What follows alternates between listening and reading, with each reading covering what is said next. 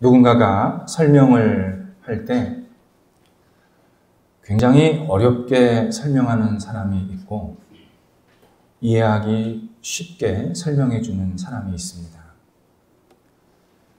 어려운 설명을 하시는 분들의 공통점은 듣는 사람의 수준을 너무 높게 잡았다는 것입니다.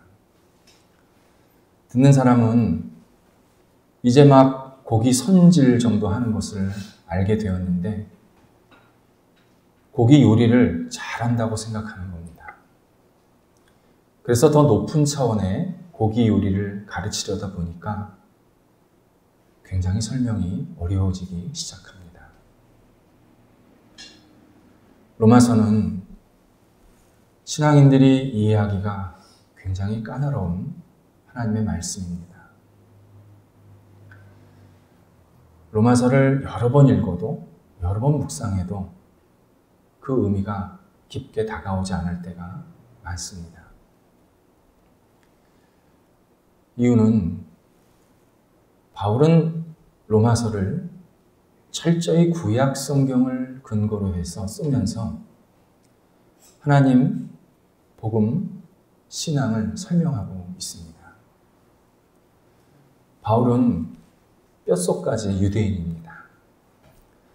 그는 어릴 때부터 구약 성경을 읽었고 외웠고 지켰습니다. 요즘 말로 바울은 구약의 달인입니다.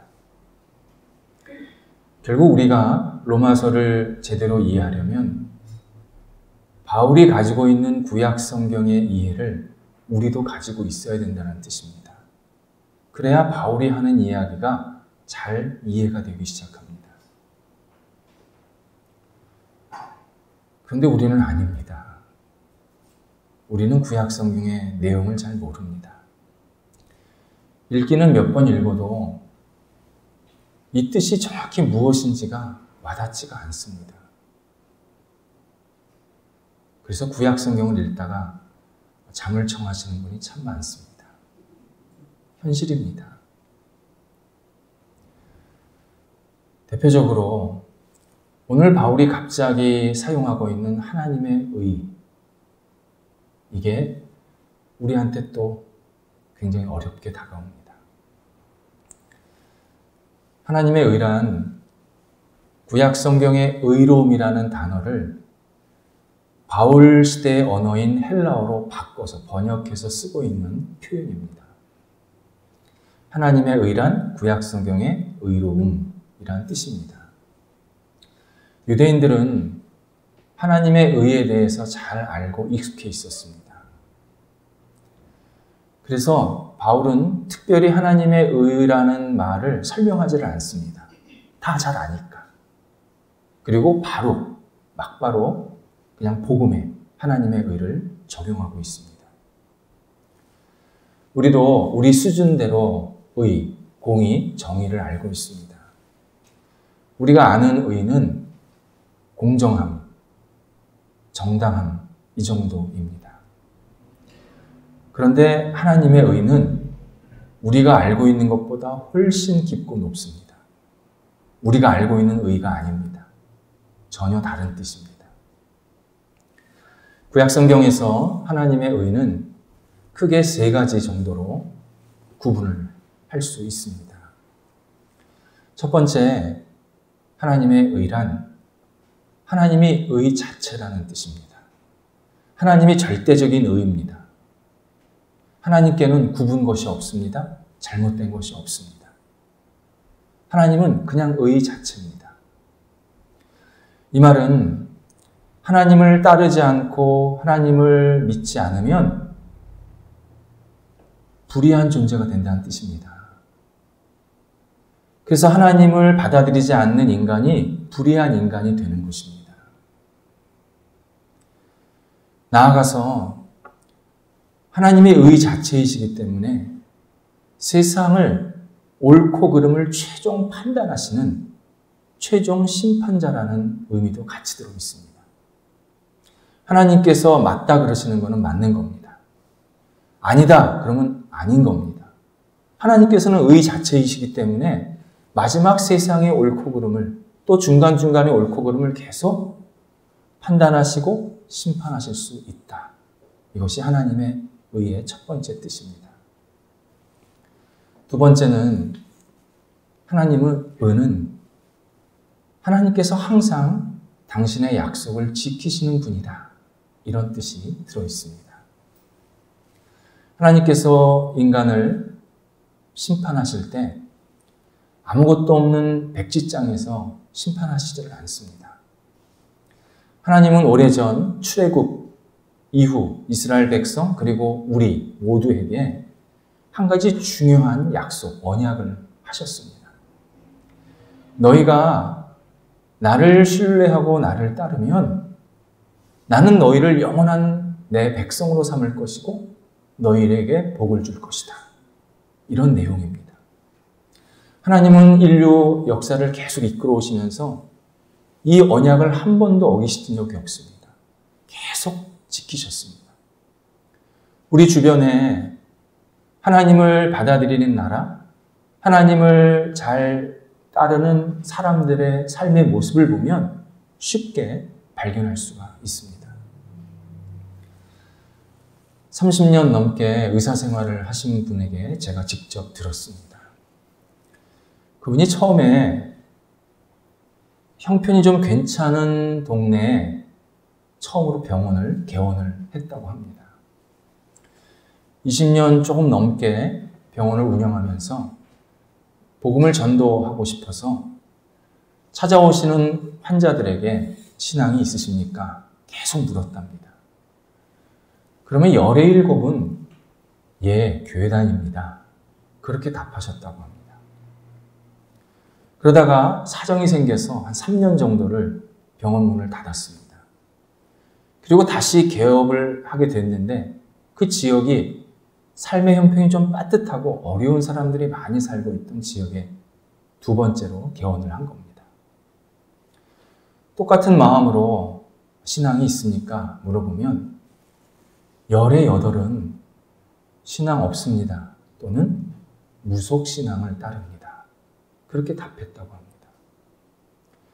그는 하나님께서 신명기 28장에서 너희가 나를 청종하면 너와 너희 자손을 내가 복 줄 것이다. 이 약속을 분명히 현실에서 계속 하나님께서 이루고 계심을 몸으로 체험했다고 합니다. 물론 부와 가난함이 사람을 평가하는 기준은 절대 아닙니다. 하지만 하나님께서는 당신을 청종하고 당신을 따르는 사람을 절대 빈손으로 살게 하지 않으십니다. 자녀 삼아주시고 구원시켜주시고 복을 주십니다. 한 번 주시지 않습니다. 다양한 방법으로 끊임없이 하나님의 복을 계속 채워주십니다. 하나님은 약속, 언약을 지키시는 의로운 분이십니다. 세 번째는 하나님의 의란 우리 인간이 구원받는다라는 뜻이기도 합니다. 한 자녀가 있습니다. 이 자녀가 아버지의 뜻을 거스리고 자기 마음대로 세상에서 막 살면서 아버지의 재산을 탕진하고 큰 빚까지 지게 되었습니다. 그래서 세상 사람들에게 신용도는 바닥이 되었고 불의한 사람으로 낙인 찍혀서 이제 감옥에 가야 할 형편이 되었습니다. 이때 아버지가 그 자녀의 빚을 다 갚아줍니다. 그리고 아무 말 하지 않고 그를 안아주고 그를 받아주십니다. 아버지가 자녀에게 이렇게 하는 이유는 자녀를 너무 사랑하기 때문입니다. 동시에 아버지는 자녀가 불의한 자리에 계속 있는 것이 원치 않으셨습니다. 아버지는 불의를 보실 수가 없었습니다. 내 사랑하는 자녀가 계속 불의 속에서 헤매는 것을 쳐다만 보실 수가 없었습니다. 그래서 그의 빚 다 갚아주시고 다시 자녀로 삼아주십니다.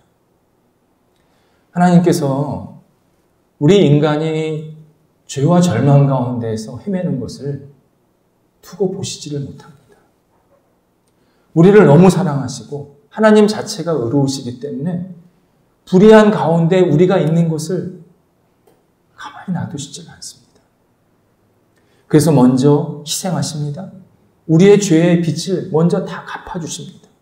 그리고 당신에게 오기를 간절히 바라십니다. 나는 열려있다. 나는 너 기다린다.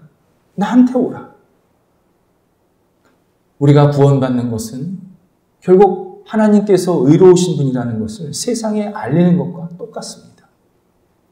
그래서 바울이 오늘 복음을 통해서 하나님의 의가 나타났다.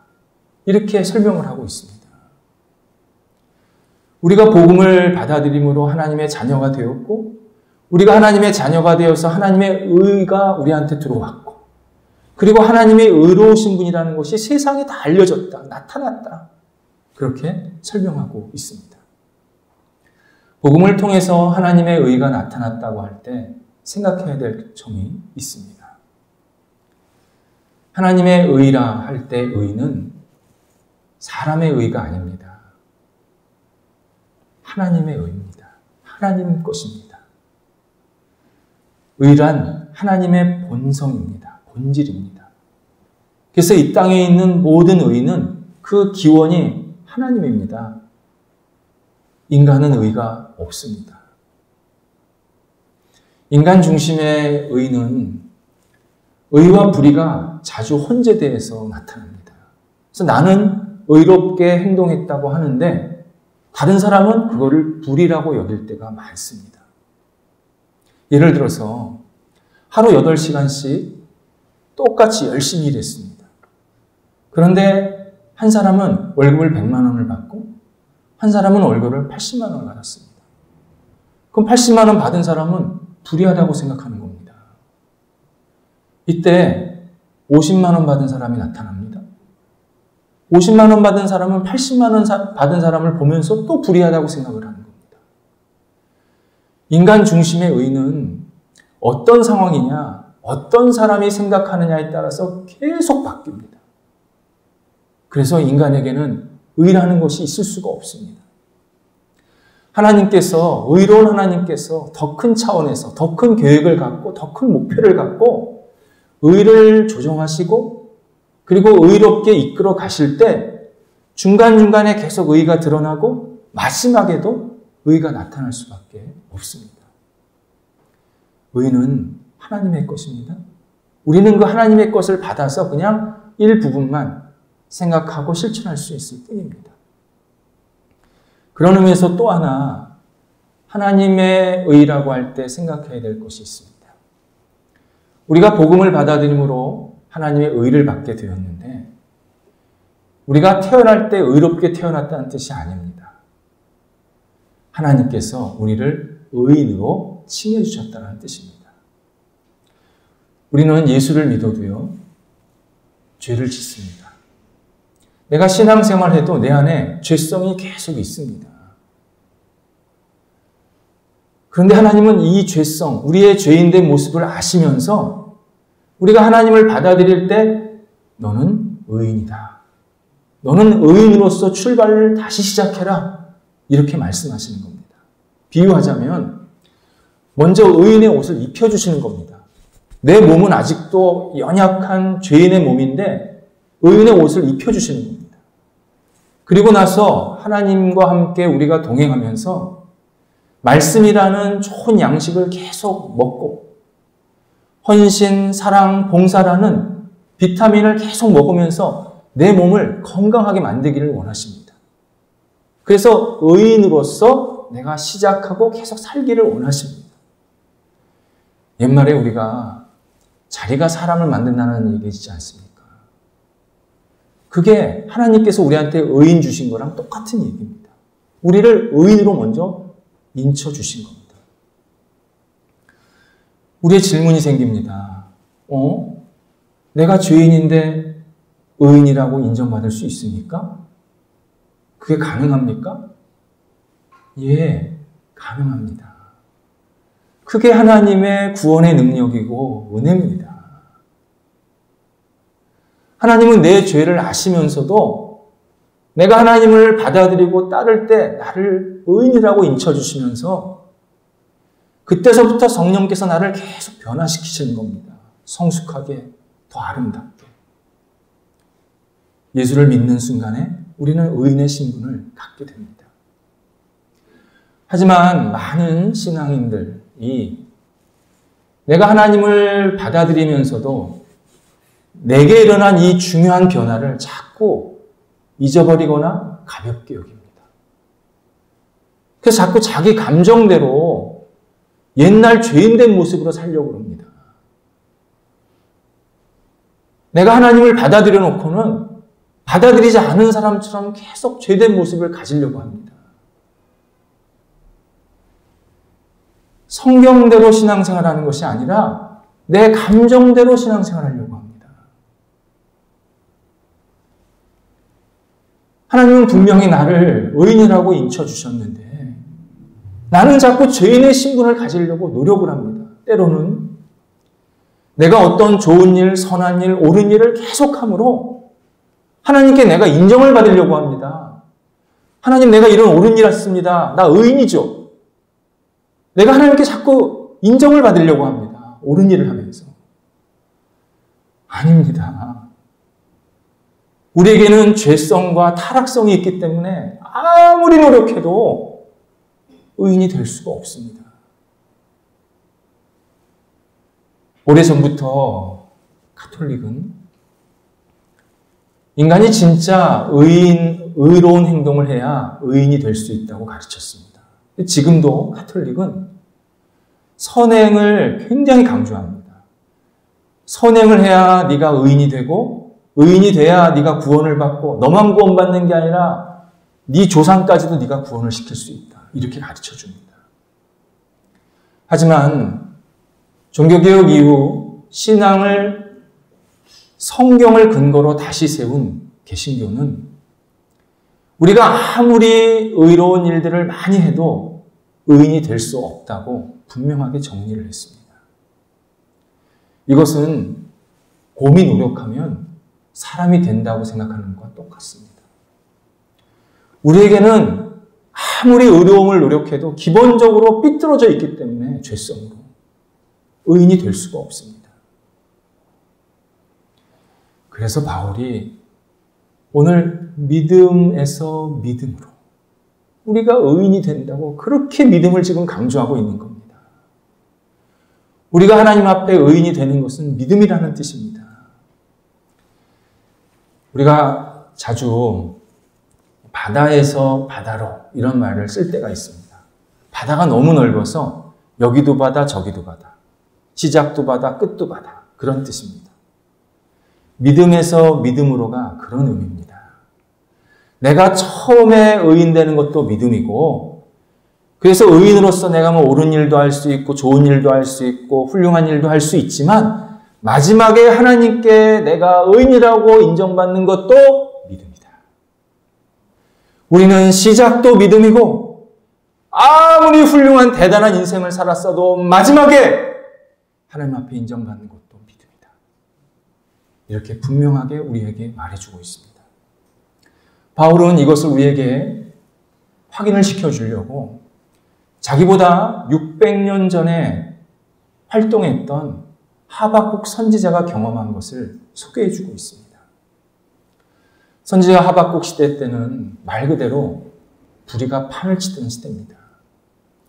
소수 일부 힘을 가진 사람들이 그 힘을 갖고 다수의 일반 사람들을 정말 짓눌렀습니다. 짓밟았습니다. 하박국 1장 12절 이하에서 선지자는 이들을 낚시꾼으로 비유합니다. 그래서 낚시를 주일날 가는 게 별로 안 좋습니다. 뭐라고 비유를 하냐면 낚시꾼이 그물을 집어 던져서 일반 백성들을 쌍끌이처럼 싹 들어올린다는 겁니다.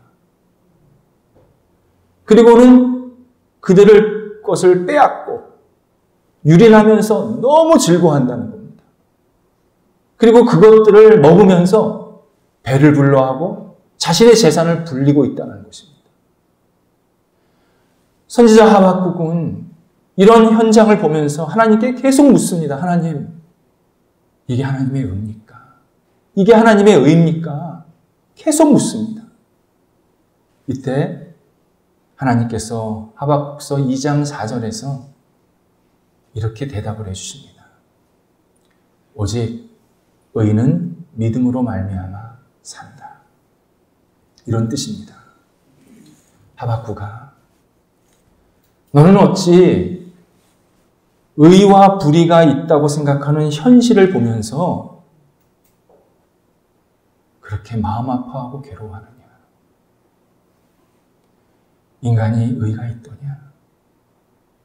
인간이 의를 행할 수 있더냐?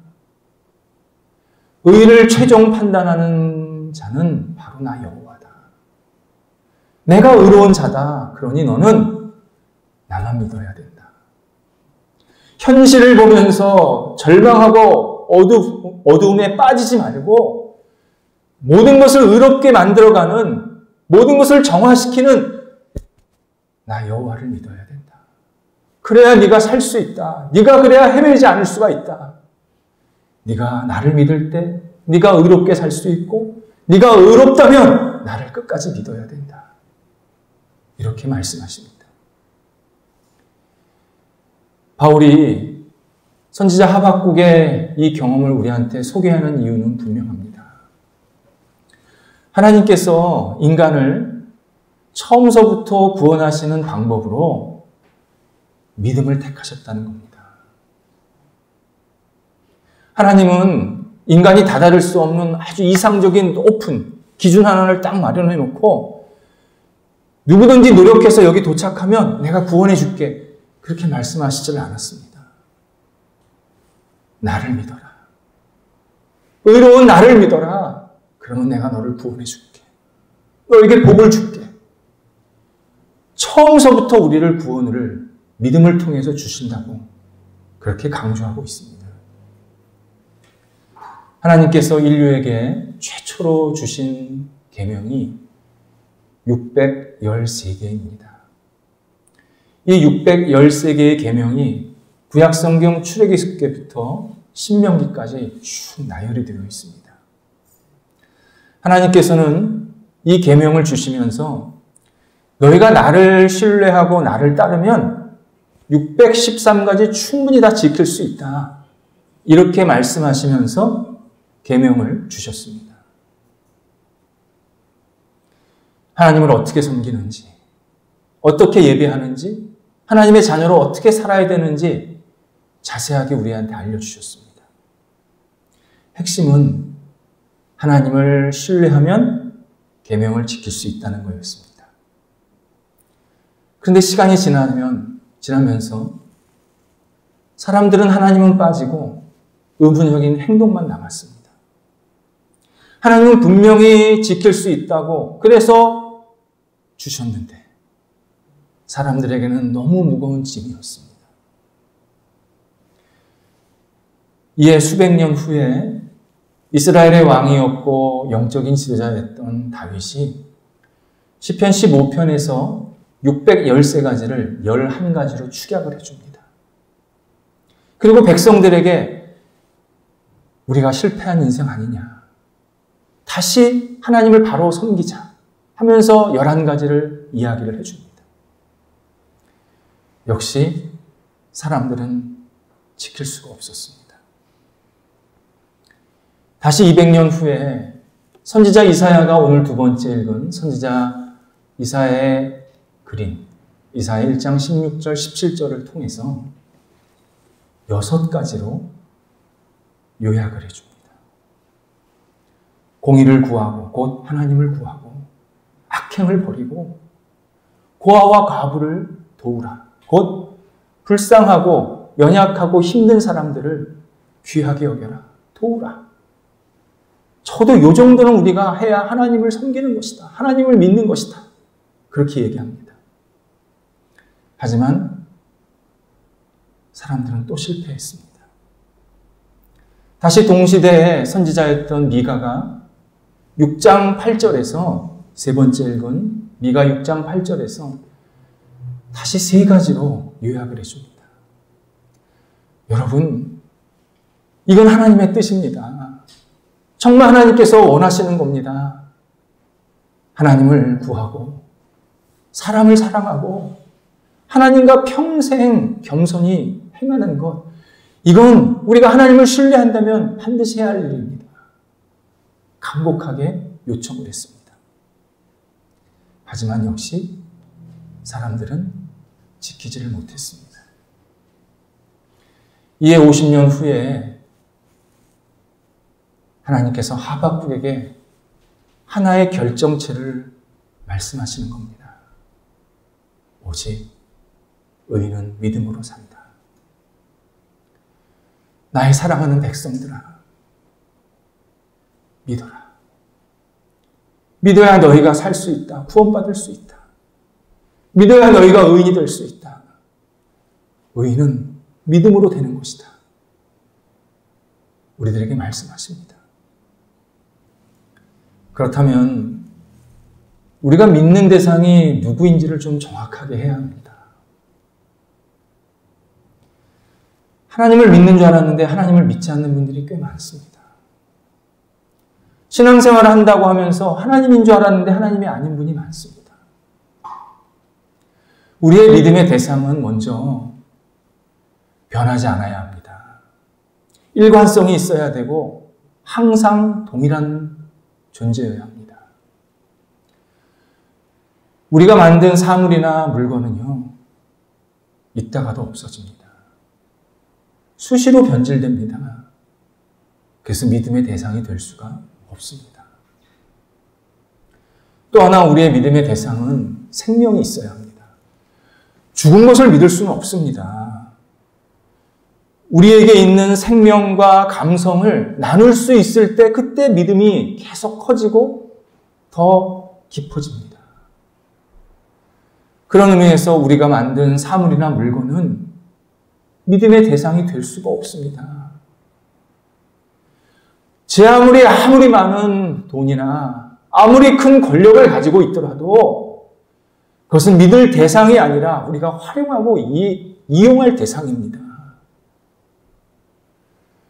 우리가 믿을 대상은 나를 위해서 생명을 내어주신, 그래서 십자가에 돌아가신 예수 그리스도, 나를 다시 살리기 위해서, 나를 다시 시작하게 하시기 위해서 부활하신 예수 그리스도입니다. 이 예수 그리스도를 우리가 믿고 따를 때 우리를 구원해 주시고 우리를 의인으로서 이 땅에 살게 만들어 주십니다. 하나님께서 바울을 통해서 오늘 우리에게 다시 분명하게 강조하십니다. 예수 그리스도를 믿는 자여, 너는 의인이다. 너는 의인이다. 음지에서 살지 말아라. 양지로 나와라. 너는 의인이다. 다시 시작하라. 다시 출발하라. 너는 내게 의인이다. 우리에게 말씀하십니다. 기도하겠습니다. 하나님, 저희들을 부족하고 연약한 존재임을 아시면서도 의인으로 칭해 주신 것 너무 감사합니다. 이 의인의 신분으로 우리가 이 땅을 아름답게, 복되게, 선하게 살아가기를 간절히 원합니다. 어두움 속에서 헤매고 잘못된 생각과 마음 속에서 무너지지 않도록 성령께서 저희들을 다시 일으켜 세워 주시옵시고, 의인으로서 이 땅에 하나님의 거룩한 백성으로서 마음껏 주님을 높여드리며 살아가는 저희 모두가 될 수 있도록 인도하여 주옵소서. 믿음으로 주님 앞에 설 때까지 온전히 살아가게 하여 주옵소서. 예수님의 이름으로 기도드립니다. 아멘.